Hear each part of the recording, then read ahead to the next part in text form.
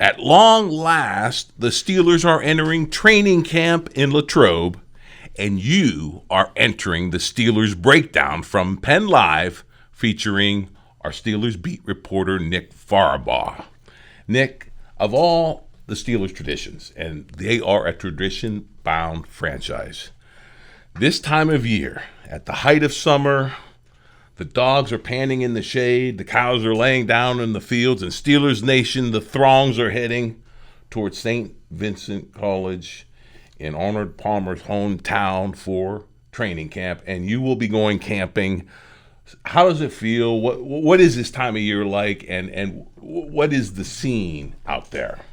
To me, it's the most exciting time of year. Well, first of all, John, when I think of training camp, I think of the intimacy of it. That's for fans, that's for players, that's for coaches, that's for us, the media. You know, I get to see guys in different lights than I wouldn't have before. I think that's really important. You know, this is when I really get to know guys. I get to build relationships with them. It's one of the most intimate settings because most of these teams now, I think only 5 teams now go away for training camp. When most of them hold them in the facility. Steelers are one of only 5 teams that still do it. The Bills still go to St. John Fisher's. You know, Dallas and New Orleans go out to California.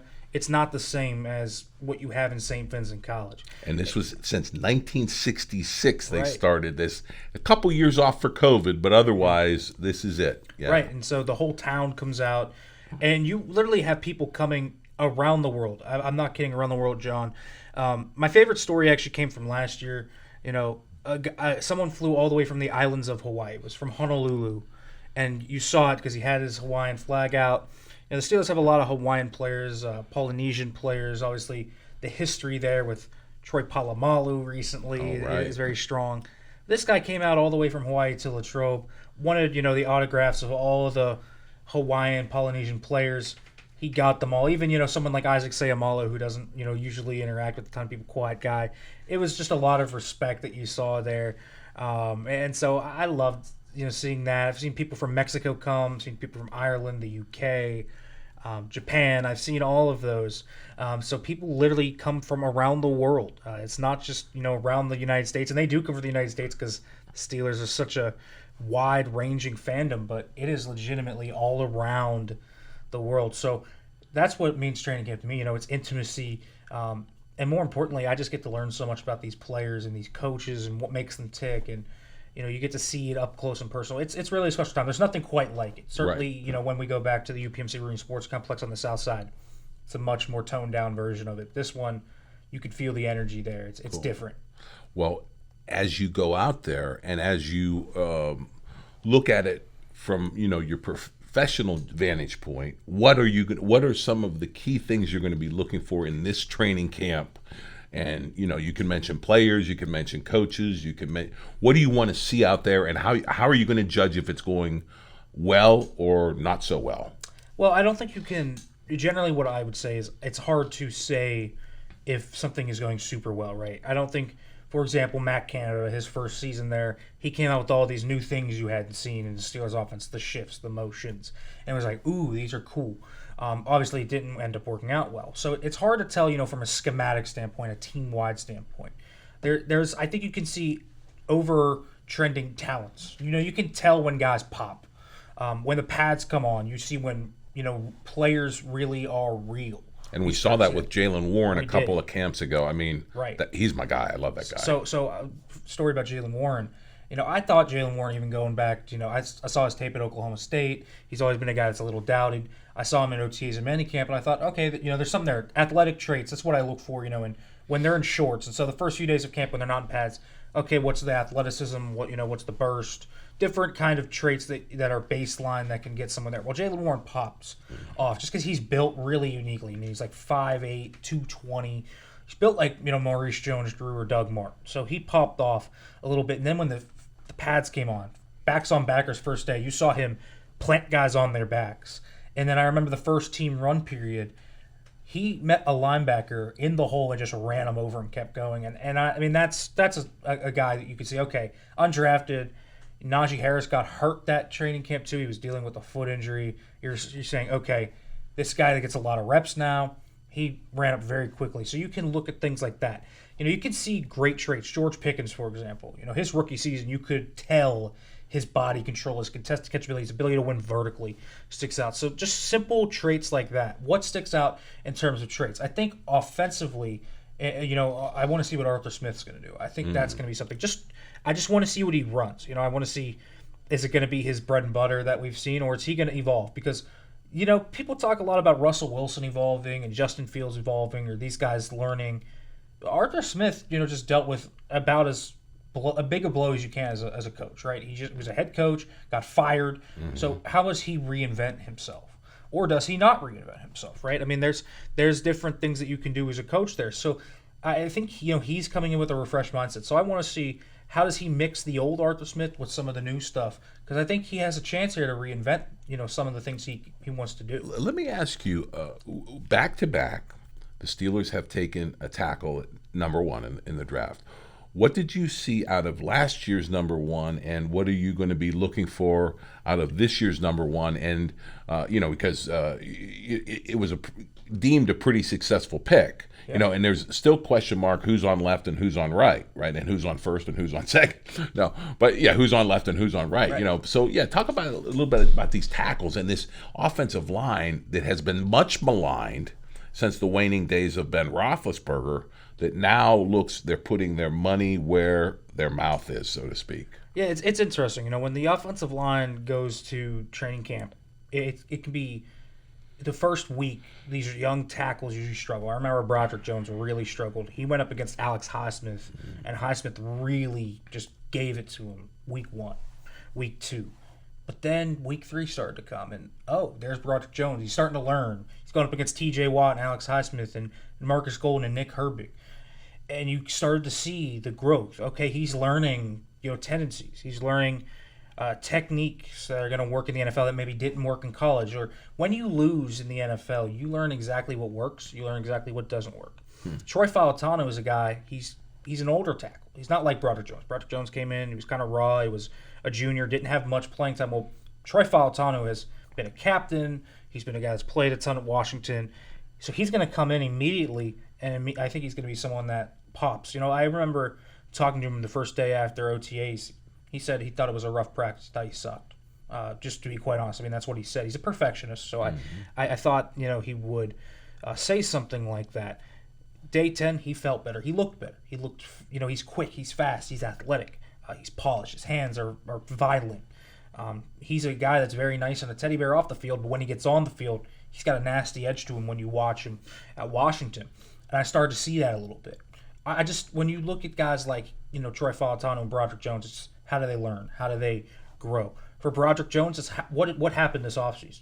Where did he grow? Because he came in as an unfinished product. So Broderick Jones probably going to move back to the left side, I would imagine. Okay. I talked about this a little bit yesterday on Steelers Breakdown. I talked about a sleeper, Dylan Cook. He was the fourth tackle last year, made the roster. He was, an NAIA quarterback, turned to a tackle at Montana State. At Montana, he's a guy that, is really someone that they just kind of plucked up out of nowhere. He's off waivers of the Tampa Bay Buccaneers. One thing I'm watching, if Troy Falatano wins this job, and Dan Moore, not super comfortable at right tackle, at left tackle, I think there's a possible trade that could happen there with Dan Moore. Dylan Cook was good last year. He's a smart player. He's maybe not as mean as Jones is, or as big as Jones and Falatano, but he's really athletic, fluid in space. And he's got that can play 4 spots. He can play both tackle and both guard spots.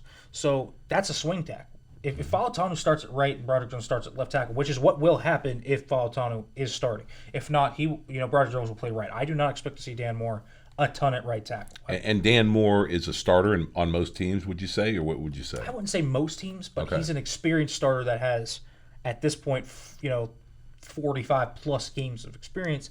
So he has reached probably near his ceiling as a player. And what he is he's a very dependable swing tackle, and he's a good spot starter. Do the Steelers wait for an injury to try to get the most value out of him? Is Omar Khan? Or I'll throw it back to last year. You remember when they had that glut in the middle with Kevin Dotson and Kendrick Green. They trade both of them. They trade Kendrick Green to Houston. They trade Kevin Dotson to the Rams. Now, you can look at the Dotson move and look back on it and say maybe they regret trading Kevin Dotson. He ended up getting a massive contract, becoming one of the best guards in the NFL. But similarly, Dan Moore, is a guy that can only play left tackle. So if Falatano's playing right tackle and Broderick Jones playing left tackle, they could have a guy on the bench with a lot of starting experience, but there's also this young guy in Dylan Cook who is a really nice ascending tackle who honestly, has a lot of upside to become something. Hasn't even really scratched the surface of what he could become. So a trade, with Dan Moore could make some sense if they can get a draft pick worth it. But that's where this tackle situation gets really interesting. It's going to be. And I like the idea of maybe waiting for, like you said, maybe he's not a starter in a lot of teams, but the injury bug we know crops up early and often. Right. So there could be a team in a dire need for Dan Moore's services. There will be there's even at the outset of cut down day, there's going to be a team that's going to be willing to trade for Dan Moore, because here's the thing, John, it's an offensive line starved league. There's not a ton of great offensive linemen. Dan Moore can at least give you plus run blocking, and while he has trouble in pass pro, and I think that's pretty well documented, he can be a spot starter for you. He can be a nice guy that you can place in there. And I think a run-heavy team, that is looking for someone to fill in at left tackle, I think you can do a lot worse than Dan Moore. He's a high-character guy. I mean, they've drafted two guys back-to-back years that were supposed to replace him, and he has helped them out with great mentorship. He's in the last year of his deal, so I think, a trade for him, it wouldn't surprise me if a team kind of jumps on that. But it's going to be all contingent upon how does Falatanu look, how does Cook look. I think Broderick Jones is locked into the starting spot. I think he will play either right or left tackle, just which side. I think right now, if you had to ask me, I think your week one starters are going to be Broderick Jones at left tackle and Ferrari Falatanu at right tackle. And that would be right according to plan for the Steelers. Let me ask you, because not everybody heading to camp is looking to be on the field. We always have a few hold-ins. We know that Cameron Hayward is going to be one. I'm hearing some things about Freiermuth at tight end and possibly Najee Harris being perhaps some hold-in situations. Is there any truth to that rumor? Well, I'm not sure if we'll see with Cam Hayward. We'll see if he holds in or if he just takes it a little easier, because obviously he wants a new contract. I'm going to be real. I'm not sure he's going to get one. I just think it's really tough for the Steelers to pay him with those circumstances. Like Omar Khan, when you're 35 years old, you're coming off a major groin injury all year. Even though he's a great run defender, the pass rush protectability wasn't there, and it's obviously noted with a groin injury. It's hard. Hayward's game is based on power. Until he loses that power, I think he's going to be a good player. Mm-hmm. But he sees himself as a top 10 defensive lineman. Are they going to be willing to pay that? I think I have questions about it. Could he hold in? Would make sense. I don't think it's guaranteed. I don't think it's guaranteed any of those guys hold in. I don't think Najee Harris will. I don't think he should expect to get a contract, because I don't think the Steelers are going to pay what Najee Harris wants them to pay him. Here's the thing. The Steelers are interested in bringing Najee Harris back. They want him back. They want him back at the right price, though. Whether that's $6 million, $5 million, they declined a fifth-year option that was slightly below $7 million. Here's the reason they're not going to be able to sign Najee Harris long-term in training camp. Ramondre Stevenson and the New England Patriots just signed a 4-year, $36 million extension. If I were Najee Harris, I would think I'm better than Ramondre Stevenson. I want more than $9 million. The Steelers declined an option slightly worth less than $7 million. They're not going to pay Najee Harris more than $9 million. So I think he's better off hitting the market and seeing what he can get. As for Pat Freiermuth, I think a hold-in is possible, but a very short one. I really think that he's a big-time candidate to be the first extension of training camp. I do think that is certainly a possibility. I just, they're not having discussions with James Daniels. They're not talking with Russell Wilson or Justin Fields, seriously about one. And Cam Hayward, while they're having, preliminary kind of feel it out moments, I think, when you do it by the process of elimination of who is expiring, who the guys would be, the one guy I think that sticks out is Freiermuth, because he's been productive. You look at Arthur Smith's offense, tight ends are so important with the 12-13 personnel they use. So I really look at Freiermuth and think, he's not going to break the bank. He's probably going to be pretty affordable for them. You can lock him up. He's a young, quality tight end, high-character guy that can be a really nice linchpin to a young offense. Nice. You mentioned the quarterbacks. We learned from last year's camp where Kenny Pickett, entering his second year, seemed to pop. Had a nice training camp preseason. We found out once the regular season hit, it didn't really translate. You know what I mean? Yeah. All that expected enthusiasm about the second-year leap fell flat. With you mentioned, we have two quarterbacks now, Wilson and Fields, on one-year rentals. We know that they're preferring Wilson to come in and take the role. But what is the plan at quarterback? I mean, you mentioned the fact that they're not talking to these guys. We don't know what the future is beyond this year with either of these guys. What is the plan? Well, the future is best man, at this year. And I do think we talked about this, how I think Russell Wilson will start. But I also think, and I should mention this because I don't think we did mention it last time, I don't see the leash being very long for Russell Wilson, nor should it be. They have no loyalty to these guys. It's just basic logic. I mean, you look at Russell Wilson, he's here on a veteran minimum contract. It's a one-year deal. Justin Fields is here on a one-year deal, and he's younger, and the obvious physical talent pops. I mean, He's got great height, weight, speed. He's got a great arm. So the actual physical attributes, I mean, if you see Justin Fields in person, and John, you will join me next week, you'll see Justin Fields in person. Doesn't look like a quarterback. I mean, he is built. Oh, I've seen some of the pictures online. It's crazy. In person, he is built. Yeah. He doesn't look like a quarterback. You certainly don't want to tackle him. I'm thinking of this from Omar Khan's perspective. I mean, the Steelers, we know, do not sign once the season starts, the regular season starts. They're not going to do any negotiations, no contracts. So are they really going to go into a season with just these guys on these one-year deals, or are they going to try to signal something with one or the other? I mean, it just seems kind of weird. I don't see it happening. Okay. I think, this is as much of a lottery ticket year, swing year. Listen, they want to win a playoff game. But this is going to be a year where a lot of things are going to be set to change. I mean, you talk about the amount of contracts, right? Najee Harris, James Daniels. Jalen Warren's going to be an RFA. Maybe he's a sleeper candidate, by the way, to be an extension candidate. But you look at all of the guys that are free agents. Cam Hayward, Landon Roberts. There's so many guys. It's going to be a year where they're going to turn over a little bit. Omar Khan's going to legitimately, the stamp is going to be of Omar Khan and his ability to draft and sign and do all these different things after this year. It's going to be fully on the team. And so I think, with quarterback, they didn't want to spend the house on a quarterback. They kind of just took two guys, Russell Wilson, who's a Super Bowl champion, has his pedigree. Can he find it again? Justin Fields, immensely talented, loves football, high character player. Can he kind of parlay this into something? I think that's what it is. It's swings, and they're low-cost swings. We talked about the vet men. I mean, they got Justin Fields for a sixth-round pick that could become a fourth if he plays enough, but just low risk, right? And that's the theme of their offseason in a lot of ways. This is a year to see what they can do. But, I don't think it's really anything other than that. I think they thought Kenny Pickett was going to be here. So They had a young quarterback that they wanted to see what he could do. Then obviously he requests a trade out. They trade him. Justin Fields comes into the picture. So I think it's just upside swings after upside swings. I think 2025 was always the year. It was kind of the cutoff where, okay, let's see what Pickett can do. If that's not, if he's not going to be the guy, gotta turn where. And I don't know where they're going to turn. But what I do know is we'll see. Justin Fields has a chance to become one of these guys that has gone elsewhere after his first stop. And there have been a few guys recently that have done that. Geno Smith, Baker Mayfield. Sure. These guys have gone elsewhere and have found, a new life in football. So I think it's a good shot for Justin Fields too. Let me ask you about the prospect of the turnover, because there was a conspiracy theory kind of circulating among, the Yinzers and the 412 guys that Omar Khan and this idea that, okay, he's the GM, he wants to put his stamp on, and of course the second in command, Andy Weald, has sort of like this idea of the beefing up the offensive and defensive lines.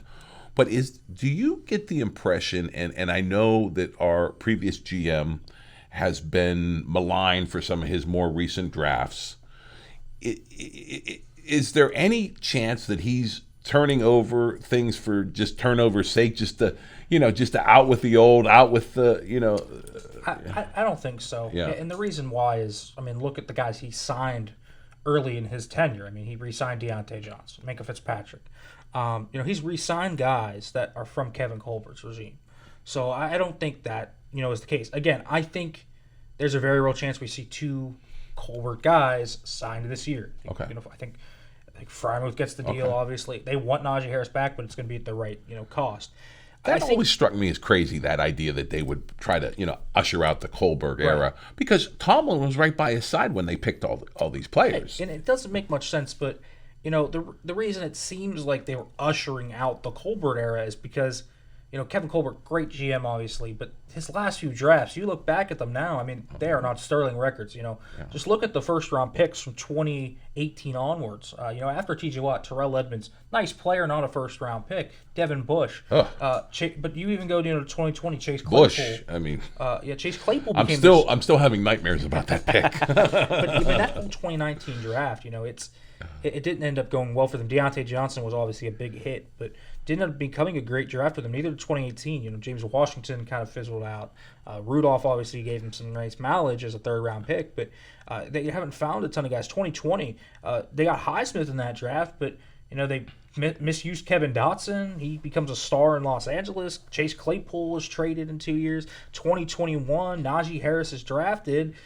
Was a running back really the right pick in hindsight? I think you can argue that. Najee Harris, good player, maybe not right position. And you look at the rest of that 2021 draft, you have Frymuth, but then you go down. Kendrick Green's a huge miss at center.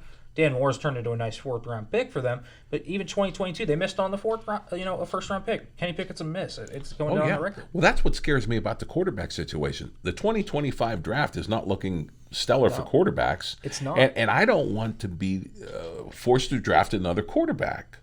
Overdrafted quarterback, which was what they did with Pickett. That was not a good draft for quarterbacks. I do think one thing that Omar Khan has been able to kind of wheel and deal with is not trying to peg himself into a corner. He doesn't pay himself into one. And I think in the draft this year, they came in with this thought process they were going to go offensive line heavy. And remember, people at that time were saying, what are they going to do at center if the top three are gone? You remember these discussions. Now, Zach Frazier fell to them in the second round, so that ended up being a moot point. But people, remember that. So is he going to start? I mean, can we count on him to be a starter? I believe Frazier will start week 1. Yes. Okay. Awesome. But I do think, he's going to look at all different options. Like, he is a guy that will break tendency. So I'm not reporting anything here, but like, for example, someone that could be a free agent next year is Dak Prescott. Now, could they make a run at him? It could have. It's not like far-fetched with what we have seen with Omar Khan. He values guys at premium positions. He values stars. He went out to sign Patrick Queen. Now they have not signed anyone to near the contract that Dak Prescott will get. And if Dak Prescott even hits free agency, it's probably likely he'll be tagged. But would they go out in free agency and look that route? I don't think you can rule it out. Would they go out for a trade? I'm thinking guys that could become trade candidates next year. You think of like Geno Smith, for example. Someone in Seattle where they're maybe going to hit the reset, but something like that. They might go a different route because Omar Khan has been willing to move picks. Now, he does it for the right price. He's a very patient GM, but he can be patiently aggressive. And he can go out there and make big-time moves if you give him the right recipe for what he sees. So, yeah, it's not crazy to think that they're going to go outside the organization, trade for someone, maybe sign someone. The draft does not have to be a beholden factor. So we'll kind of see where it's at. See how Russell Wilson, Justin Fields perform. But I'm glad that there's this deep of a plan B behind these two guys because it's just feeling a little temporary. I mean, it is, and this is what happens when you're in quarterback purgatory. I mean, it just is, right? I think for the Steelers, though, there is upside to it. They are not locked into the worst thing they can do, and I think they do have to be cautious of this with Justin Fields and Russell Wilson is maybe they end up being, the 18th or 17th best quarterback in the NFL, but you don't want to pay that guy a ton of money, right? You could be the Giants with Daniel Jones. Well, yeah. No, that would have been the worst thing to have Pickett limp to a second contract and be locked in. That would have been terrible. Hey, I know we're going long and you got to get back to Pittsburgh, but speaking of signing stars, we were speaking of this earlier. Talk about this new Steelers punter who's going to alleviate all the woes that we've seen over the last few years of terrible punts that put our defense in terrible situations where now we might have a true weapon. And seeing some of these kicks in training camp is going to be a revelation, I think, for a lot of Steelers fans. Talk about that. Yeah, Bill Burr's lookalike Cam Johnston from Australia. Man, he was solid last year with the Texans. I mean, I saw him in the spring. He was able to directionally punt. He was able to boom with consistency. Presley Harvin was able to always boot them, but he would have a shank here or there, not be able to kick in weather. Always at the worst time. Right, and Cam Johnson's based out of Columbus, Ohio. So when he's practicing in pretty similar weather to Pittsburgh. So I think that helps. Is he one of these left-footed kickers, or no? He's a right. Oh, he's a right-footed kicker. Right. Okay. So he's a guy that gets really, really good hang time. He gets extremely good push. That's going to be significant for the Steelers. When they play ball control and don't want to turn the ball over and want to force teams into bad spots, especially with this defense, that's going to be big for them. So Johnston is going to be a consistent punter for them. He will be a game changer for them. He doesn't even need to be a top 5 punter. What he can be, though, is a top half of the league punter. Last year, you look at a lot of his stats ranking just inside the top 10 or just outside, in that 12, 11, 10 area. That's exactly what they need. They need consistency, and that's, I think, what they're going to get. And I think Johnston's going to be really, really key for them. And they really, speaking of this, they've really gone in on the special teams this year, and with the new kickoff rules. Oh, right. There's going to be fireworks on the new kickoff rules. I really do expect that. They signed Cordero Patterson. They just recently brought back Tyler Matakevich, Dirty Red. That. Yeah. He'll be a big boost to their inside linebacking room from a special teams perspective as well. So, I mean, they're really going in on this, and I think Johnson's part of that strategy.